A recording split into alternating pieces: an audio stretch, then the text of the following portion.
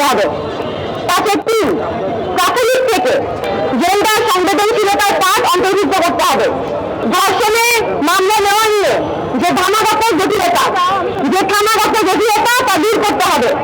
বিশেষ আইন অথবা বিশেষ সেলের অধিকার বলে ধর্ষণের অভিযোগ যে কোনো থানা গ্রহণ করবে এবং কার্যকর ব্যবস্থা গ্রহণ করবে।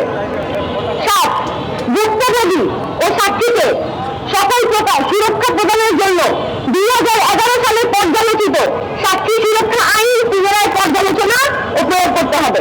চট্টগ্রাম বিশ্ববিদ্যালয়ের নারী শিক্ষার্থীদের হেনস্থা, ফ্ল্যাগশেমিং এবং বরখাস্তের ঘটনা পূর্ণ তদন্ত করে অপরাধীদের শাস্তির আওতায় আনতে হবে এবং ভবিষ্যতে এই ধরনের যে কোনো ঘটনায় দায়িত্বপ্রাপ্ত যে কোনো প্রতিষ্ঠানের দায়িত্বপ্রাপ্ত কর্তৃপক্ষ ফ্ল্যাগশেমিং করলে তাকে দায়িত্ব থেকে অব্যাহতি দিতে হবে।